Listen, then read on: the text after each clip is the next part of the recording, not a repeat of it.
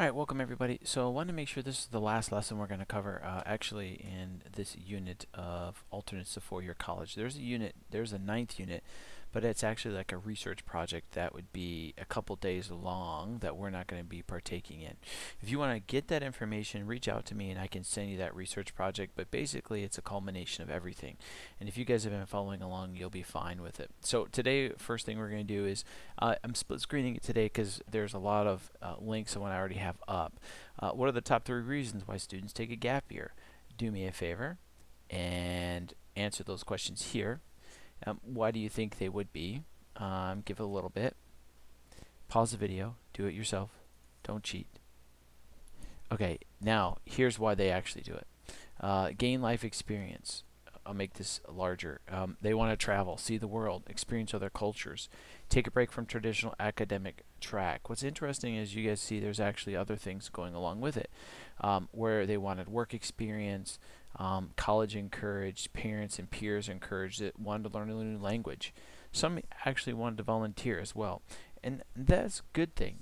There's nothing wrong with wanting to go out and volunteer and help yourself with the world and to try to figure things out. A big key factor is making sure that you guys understand this productive gap year is called productive gap year, not sit in your house next to your mama or down in the basement eating Cheetos and Doritos and freaking everybody out and then coming out a year later thinking, I'm ready to conquer the world. No, no. This is being a productive part of society during this time. Okay, so here's the benefits. There are some personal ones. When you click on that link, it takes you to this article right here about the benefits of taking a gap year before college. It's a really good article. Please read through it. It gives you personal insights here about self-awareness, boosting your self-confidence, being more mature, gaining your own independence when you're going to be out on your own during your gap year. And a lot of you are just 18. And it would provide a way for you to, it'll rip you out of your comfort zone and it'll make you have to do things you normally wouldn't do. There's social gap year benefits. You learn life experiences, language experience. Maybe you get some global awareness if you travel away from the United States. And then you'll learn soft skills, of course, because lasting friendships, soft skills will come because you naturally have to communicate. You naturally have to be with people. You do have academic gap years. And then there's some unconventional gap year benefits as well that most people don't think about. So read the article and then fill in the information on the left and then we'll go from there. Cool thing that I found, or that I didn't find that's in this, is it talks about your planning guide to your gap year. There is a PDF, ladies and gentlemen, and I'm at the end of it. Let me scroll all the way back to the beginning. It's basically a planning guide to the ultimate gap year. Advice from former people that have done it and experts.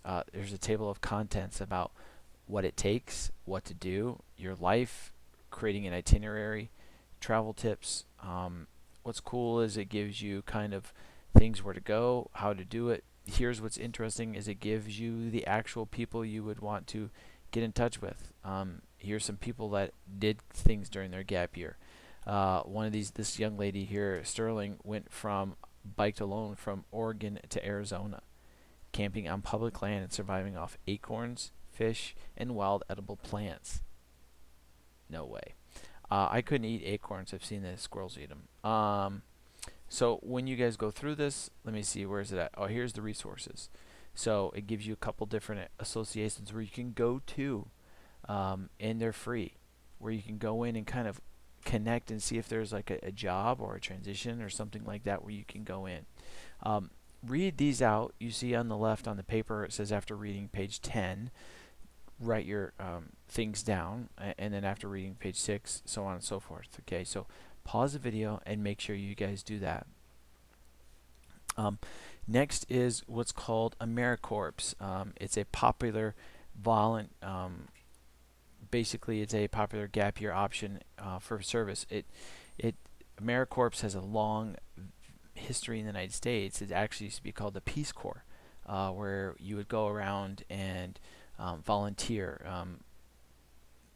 I think they changed their name after the 1960s when the Peace Corps kind of got a bad name. If you want to look that up, you can.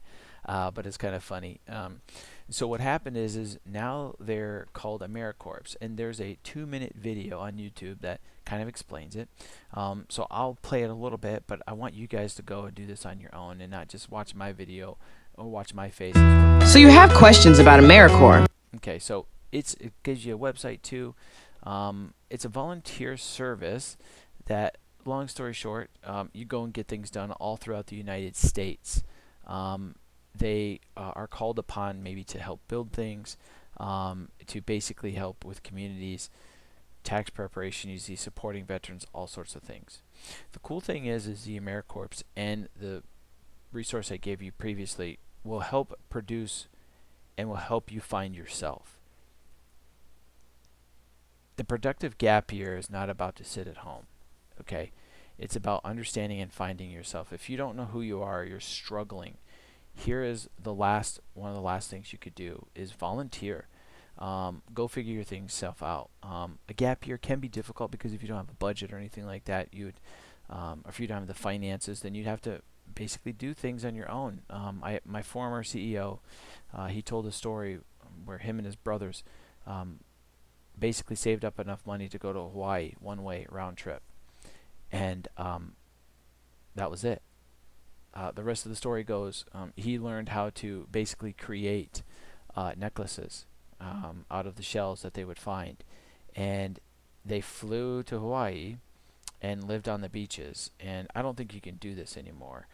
Do your research, folks. However, when I did visit the Big Island once, I did see a lot of people laying on the beach, laying on picnic tables. So it might be possible. But they flew there, and it was a one-way ticket, and they had to earn money. And so they developed a skill over there, him and his brothers, and they basically learned how to weave baskets as well from the trees when the bamboo, or not the bamboo, but when the leaves would fall down the palm branches. They learned how to weave baskets as well. They would sell those to the tourists as they got off the bus. They would make money, and they flew back to the United States, and they actually flew out even farther in Asia, if you believe it. It's an amazing story about, if you have the determination to do something, ladies and gentlemen, you can do it. You just have to have the right mindset to do it. And then the last thing would be, sometimes people look upon a gap in a resume as a bad thing, but you can actually use it. And the balance here is, this is how you would explain a gap year in your resume. So one thing I want to make sure is that if you were to ever go up to your parents or guardians and say, hey, I'm thinking about doing this, make sure you do all the research, no matter what path you choose. We've done a lot of different things throughout these last couple of lessons, from internships to apprenticeships to now a gap year to going to trade school. Look at the resources. Make sure that before you talk to your guardians or parents that you've done all the research possible. So that way you present your idea fully and you get the support of all those around you. Good luck, and I hope you enjoyed this lesson. Next, we're going to move on to how to start your own business. It's going to be fun.